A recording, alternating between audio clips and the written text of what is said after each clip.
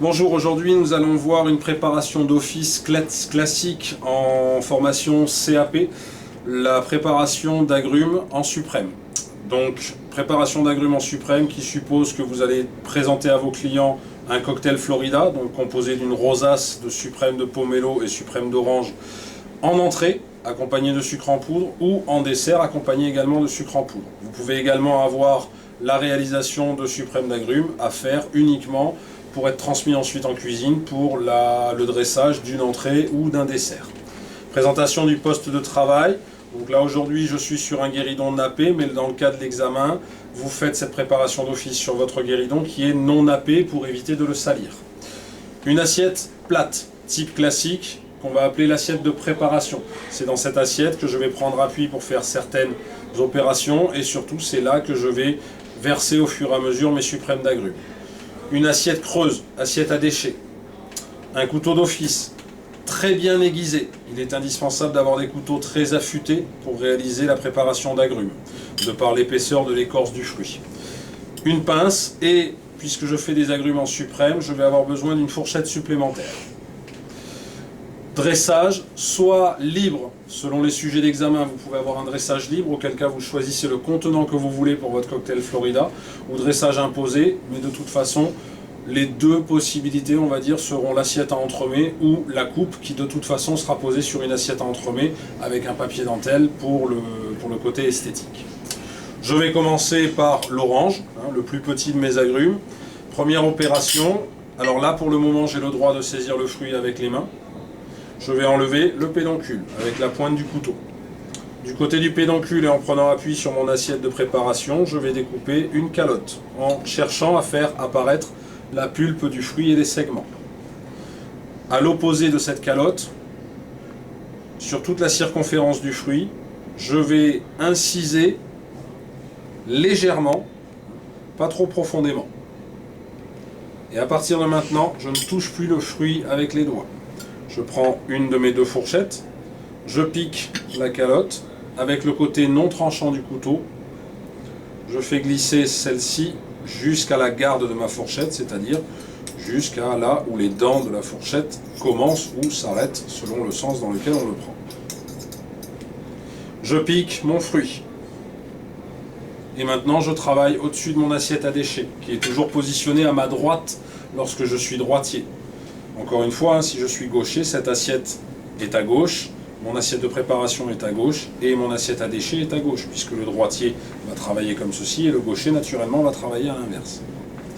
Et donc je pèle mon fruit. Pour peler mon fruit, mon couteau, je l'utilise sur la totalité de la longueur de la lame et je n'hésite pas à faire deux passages. Un premier passage pour enlever le zeste, et on voit que l'incision ici me permet de faire tomber celui-ci. Et le deuxième passage me permettra d'enlever le ziste, c'est-à-dire la partie blanche, cette partie qui est amère et impropre à la consommation. Le but du jeu étant de peler le fruit dans son intégralité, c'est-à-dire proposer un fruit qui ne présente plus aucune trace d'écorce. La main gauche ne bouge pas, c'est la main droite qui travaille. C'est pour cela que le couteau doit absolument être très très bien aiguisé. Si votre couteau n'est pas assez aiguisé, vous allez avoir tendance à appuyer sur le fruit, et donc au fur et à mesure de la réalisation du travail, votre fruit va venir s'enfoncer de plus en plus sur la garde de la fourchette et éventuellement finir sur vos doigts. Et là, ce sera beaucoup plus difficile pour terminer la réalisation de cette préparation d'office. J'ai pelé mon fruit dans un premier temps du zeste, maintenant je commence à faire apparaître la pulpe. Deuxième coup de couteau, et encore une fois, c'est ma main droite qui travaille. La main gauche ne travaille pas. Je passe au plus près de la pulpe pour découvrir celle-ci, mais j'essaye néanmoins de ne pas en prélever trop sur ce que j'enlève. La rentabilité de votre préparation est essentielle lorsque vous faites ce travail d'office.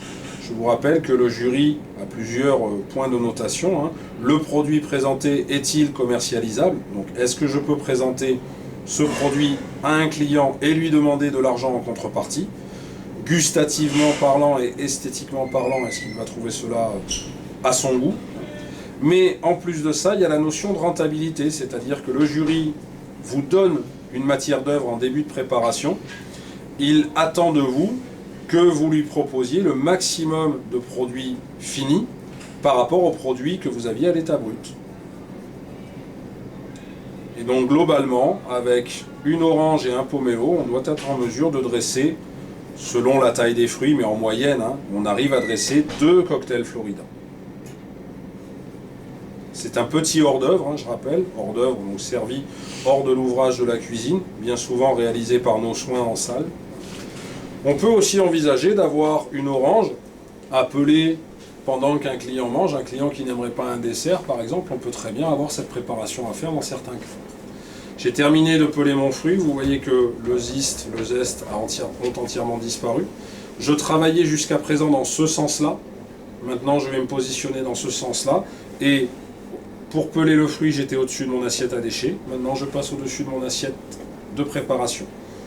Voici mes suprêmes, ils sont entre les membranes, donc avec mon couteau, je dois passer au plus près de celle-ci, de cette membrane, aller chercher au cœur du fruit, passer en face, mais rester toujours à l'intérieur de la membrane, toujours au cœur du fruit, pour prélever le premier suprême. Deuxième suprême, je passe toujours au plus près de la membrane.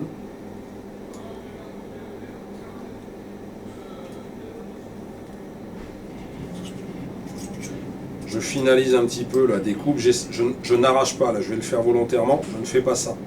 Je ne cherche pas à arracher parce qu'autrement, regardez ici, on a un suprême qui est tronqué de son extrémité. Donc sur le plan esthétique, encore une fois, on a un petit défaut.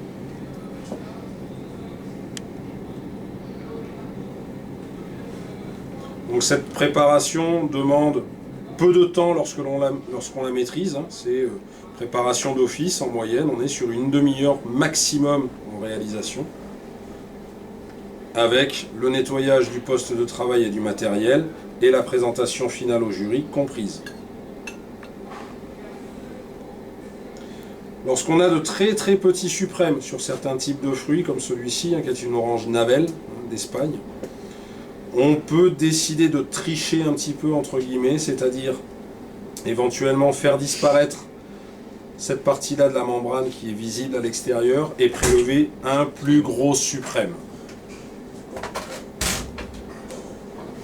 On a presque terminé la réalisation. Encore une fois, on passe toujours au plus près. Vous allez comprendre en finalisation pourquoi j'ai une cuillère, et une autre fourchette. Vous voyez que mon fruit ne bouge pas de ma fourchette. C'est toujours ma main droite qui travaille. Toujours au plus près de la membrane. On peut parfois avoir besoin de passer la lame du couteau sur le rebord de l'assiette pour la débarrasser d'un excédent de sucre ou de pulpe, plus exactement, qui empêche d'avoir la même efficacité qu'on avait au tout début de la réalisation, donc on n'hésite pas à le faire si besoin. Vous allez le sentir de toute façon lorsque vos couteaux ne coupent plus suffisamment. Soit vous prenez la décision de stopper votre technique et vous rincez vite fait votre couteau de façon à le réaiguiser à l'aide de votre fusil, soit tout simplement c'est une question de présence de sucre sur la lame, et donc vous repassez comme ceci pour débarrasser la lame de votre couteau. Voici mon fruit, il a été pelé. Dans certains cas, la cuisine peut utiliser cette chute de votre travail pour faire une présentation, c'est-à-dire la passer dans un caramel, dans un sucre cuit, pour la faire durcir et la présenter sur un dessert. Pourquoi pas? Nous, lorsqu'on a terminé de peler le fruit, on utilise une pince pour prélever le jus qui reste à l'intérieur de cette membrane, en écrasant celle-ci sur la cuillère.